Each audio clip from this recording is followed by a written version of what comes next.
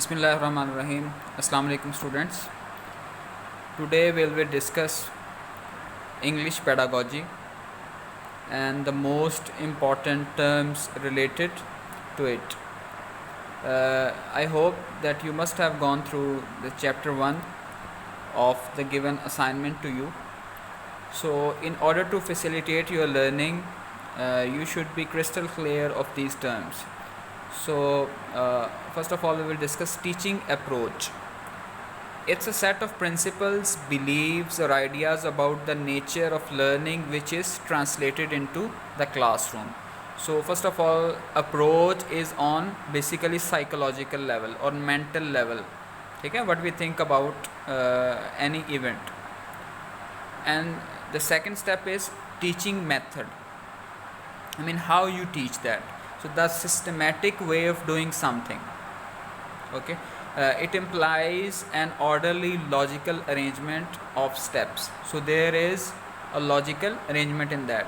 It is more procedural. So there is a sequence in that. The process is 1, 2, 3, 4.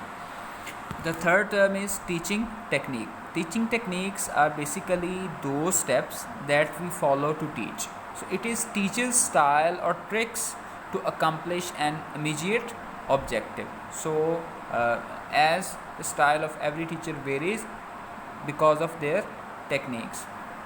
And the fourth one is teaching strategy. So teaching strategies are basically our methods of approaching a problem or a task, modes of operation for achieving a particular end, or plan design for controlling and manipulating certain information. So these are the basically 4 steps, and if we look at these 4 steps in a descending order, we would say that the most broad in that is approach. Okay, and as we come down in descending order, okay, the second one is method, the third one is technique, and the collection of techniques is basically a strategy. If we want to just have an easy example of that is, for example, the first thing is teaching approach. For example, what you believe regarding the learning of the students. I mean, if you believe number 1 is constructivist approach, I mean the students learn by constructing their own ideas. Okay, I mean this learning is a long-term learning. So in a way you want to apply constructivist approach. Okay, so just to, if you believe in constructivist approach, you will obviously adopt such methodology for your teaching. I mean that would create that would construct this type of learning. So the best way to do is the activity method. So you would create activity method. So you believe that is your methodology. And the number 3 is actually what you are doing in your classroom. This is your teaching techniques, dramatization technique or role playing technique. These may be the one of those techniques through which you actually perform in your classroom, and by way of that you will be able to achieve your goals. And the fourth one is what would be your strategy. So your teaching strategy would be think, pair or circle. I mean the students will think individually, or you will make their pairs, or they will do an activity in a circle, or they will be groups and they will judge each other. So if you want to differentiate what's the basic difference between teaching technique and teaching strategy, so basically teaching technique is an organized way of steps, and as far as teaching strategy is concerned, this is the collection of methods that we use to teach order, just to facilitate the students learning in a more creative way.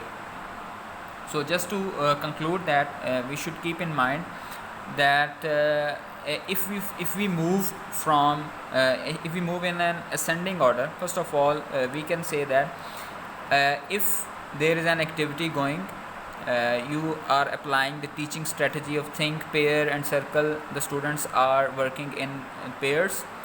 Okay, so according to that you will adopt a teaching technique, your teaching technique, and then the activity method, and then the constructivist approach. So this will move in constructivist order, but the thing is these four things are directly connected. Okay, so that's why you should have consistency to develop in a lesson. So just to be consistent, you are supposed to follow these terminologies. So the first level, the bigger level, is approach. Okay, the second level is your methodology, and keep in mind methods are always fixed. The third one is teaching technique, and the fourth one is teaching strategy.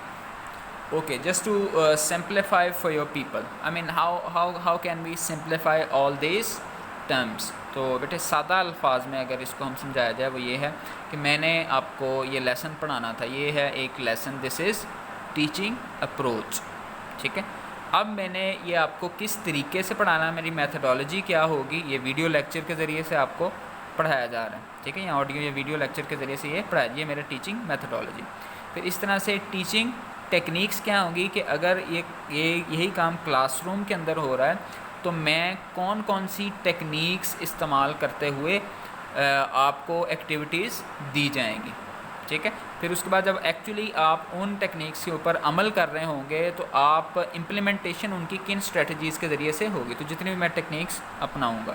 ठीक है, तो approach जो है वो obviously ये एक larger level है. फिर उसके बाद टीचिंग जो मेथड्स हैं वो जनरली बेटे डिफाइंड होते हैं. मसलन डिडक्टिव मेथड है या इंडक्टिव मेथड है तो इसमें आप इतनी चेंज नहीं कर सकते. लेकिन जो तीसरी चीज़ है that wholly solely depends on the teacher कि वो किस टेक्निक के ज़रिए से बच्चों को पढ़ा रहा है. इसमें सारी की सारी क्रिएटिविटी आ जाती है और फिर टीचिंग स्ट्रेटजी के ज़रिए से उस तमाम की तमाम कलेक्शन के ज़रिए से हम जो लर्निंग है उसको अपना बेहतर बना सकते हैं. ठीक है, और ज़्यादा सिंपल बच्चों के लिए क्या मिसाल हो सकती है, वो ये है जैसे मिसाल के तौर पर अगर हम कोई अपना ऐसा काम, कोई जायज़ काम जो करवाना चाहते हैं लेकिन वो काम हो नहीं रहा, तो इन जनरल हम क्या ढूंढते हैं जी, हमारे पास कोई अप्रोच होनी चाहिए कि कोई MPA या MNA की सिफारिश हो जाए.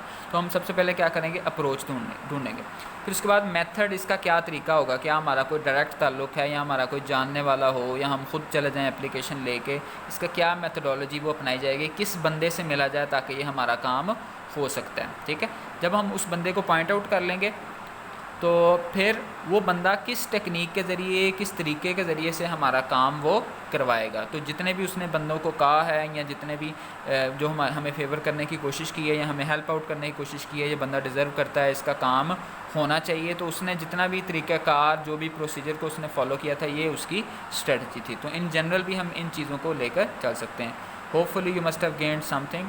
So feel free to ask any question and again revise your chapter 1 and ask any questions. Okay, your further assignment is just to read out the chapter number 2. Thank you very much. Assalamu alaikum.